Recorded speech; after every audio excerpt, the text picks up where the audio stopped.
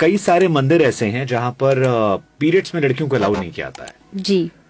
आपको लगता है कि ये भी परंपरा वक्त के साथ बदलनी चाहिए, क्योंकि इसको लेकर काफी लड़ाई भी सुप्रीम कोर्ट में लड़ी गई।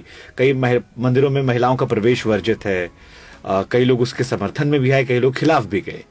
जी, क्या टेक है आपका इस पर कि महिलाओं को कुछ मंदिर हैं जहाँ पे इजाजत नहीं है, होनी चाहिए, या जो परंपरा चली आ रही है उसी का पालन करना चाहिए, उसमें हस्तक्षेप जरूरी नहीं है? सिर्फ महिला है इसलिए प्रवेश नहीं है तो वो गलत है, क्योंकि भगवान ने कभी भी इसका भेदभाव नहीं किया है कि नारी मुझ तक नहीं पहुंच सकती है।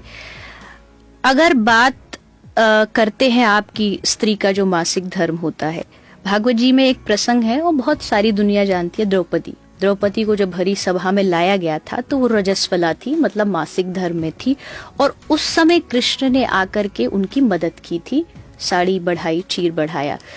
तो यानी कि आप किसी भी मासिक धर्म में हो, शौच अशौच सूतक कोई अवस्था हो, भगवान से जुड़ने और भगवान के दर्शन करने से आपको कोई चीज विरोध नहीं कर सकती, अगर आपका भाव सच्चा है तो। लेकिन अगर मंदिर की कुछ मर्यादा कुछ लोगों ने बनाई है, ऋषि महात्माओं ने बनाई है कि आप इस समय वहां ना जाएं, तो उसमें ज्यादा तर्क भी नहीं करना चाहिए। बट क्या सोच हो सकती है किसके पीछे उनकी? सोच मेरे ख्याल से जो मुझे लगता है, पहले के जमाने में इतनी सारी सुविधाएं नहीं थी लड़कियों के पास कि उनको आराम नहीं मिलता था।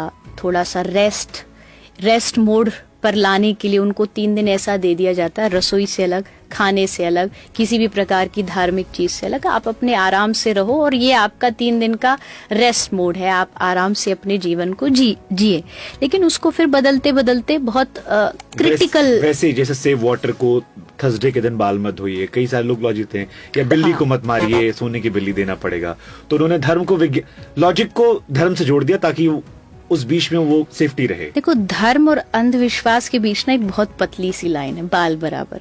लोग उसको कई बार समझ नहीं पाते। मैं इन सब चीजों में ना कभी विश्वास करती हूँ कि भाई छींक हो गई, बिल्ली आ गई, ये नाखून नहीं काटना, क्योंकि ये शास्त्र में नहीं लिखा। मेरे लिए सबसे जरूरी है स्क्रिप्चर्स। अगर उसमें लिखा है तो आप तुरंत मान लीजिए, अदरवाइज इन चीजों को मानने से थोड़ा सा पहले इस पर स्टडी करिए।